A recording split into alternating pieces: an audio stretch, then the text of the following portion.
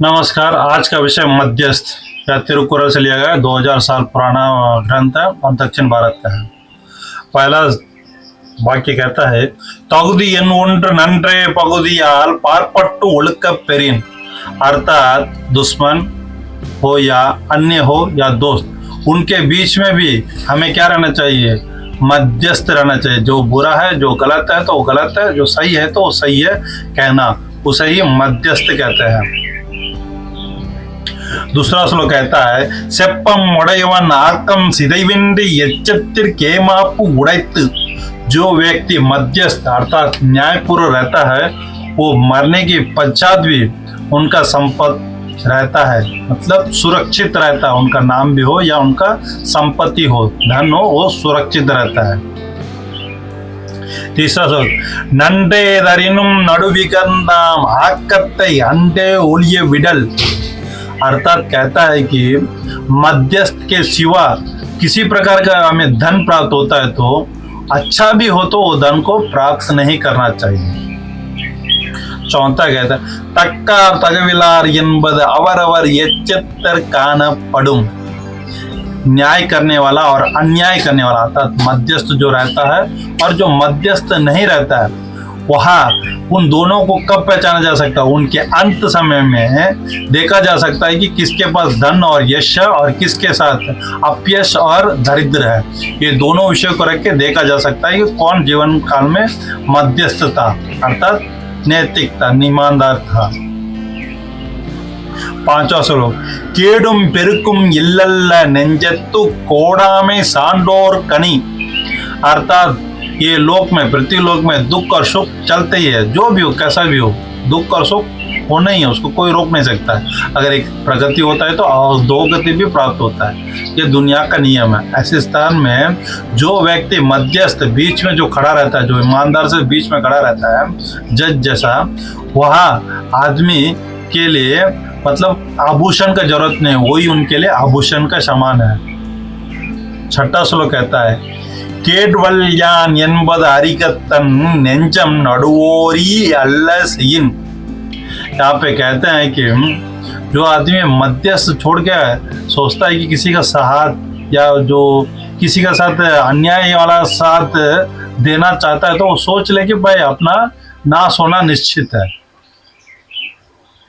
केडुवाग वेय्याद उलगम नडुवाग नंटिकन तंगियान तालु। यहाँ पे कहते हैं कि दुनिया में आदमी धनहीन होने पर क्या होता है? आदमी लोग क्या बोलते हैं, अरे इसका पास धन नहीं है, दरिद्र है। लेकिन जो मध्यस्थ में रहता है ना, उसे कोई भी दुनिया में ऐसा कोई आदमी नहीं कह सकता कि भाई यह धनहीन है, क्योंकि उसका इज्जत हर समय में उसको इज्जत दिया जाएगा।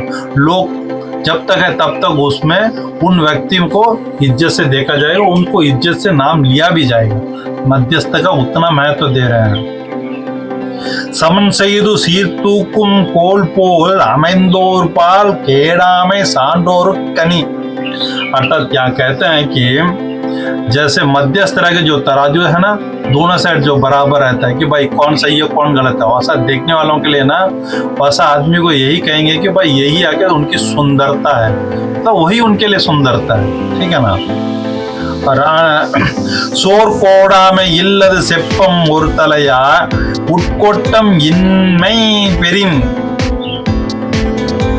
अर्थात कहता है कि जो व्यक्ति मन से मध्यस्थ अर्थात बीच में रहता है, चाहे जो बुरा किया तो उसे बुरा कहने में, जो सही किया तो उसको सही कहने में, जो आदमी दिल से मध्यस्थ रहता है, उसका जो वाणी भी निकलता है वो भी मध्यस्थ ही रहेगा, उसमें कोई विपरीत नहीं हो सकता। वाणिगम செய்வாருக்கு वाणिगम पेनी पिरवु तंबोल सेयिन। अर्थात जो आदमी बिजनेस करता है अर्थात व्यापार करता है, वो सोचता है कि दूसरा धन भी अपने ही जैसा जो सोचता है, उनका जो धन का वृद्धि है अत्यधिक होता है। इसलिए मध्यस्थ का बहुत अधिक महत्व दिया है। इससे पूर्व एक ग्रंथ में दिया बताते हैं कि जो व्यक्ति मध्यस्थ नहीं रहता है ना, उसका जो वंश है सूखा पेड़ जैसा खड़ा हो जाता है ना, उसी तरह खड़ा हो जाता है। इसलिए मध्यस्थ का अत्यधिक महत्व दिया जाता है। आप लोग मध्यस्थ रह के अपना जो जीवन है निर्वाह करें और अत्यधिक फल का अंत समय आपका यश और धन स्थिर रहेगा, उसका कोई नाश कर नहीं सकता, ना नाश होगा, क्योंकि मध्यस्थ का उतना महत्व है। क्योंकि धर्मराज युधिष्ठिर के बारे में भी आप जानते होंगे, ठीक है ना, वो कितने मध्यस्थ हो। जब उनके साथ यमराज परीक्षा लेते हैं, धर्मराज उनके साथ परीक्षा लेते हैं कि भाई मेरा पुत्र कैसा है, तो परीक्षा लेने के बाद जब वो उसमें पास हो जाते हैं, अर्थात वो विजय प्राप्त हो जाते हैं उनके सवालों का, तो यमराज उनसे पूछते हैं कि आपको क्या वर चाहिए करके। तब युधिष्ठिर कहते हैं मेरा जो बुद्धि है ना, कभी अधर्म में ना रहे, कभी धर्म में स्थिर रहे, उतनी महानता है धर्म की। तो आदमी को क्या रहना चाहिए, कभी भी मध्यस्थता रहना चाहिए। नमस्कार।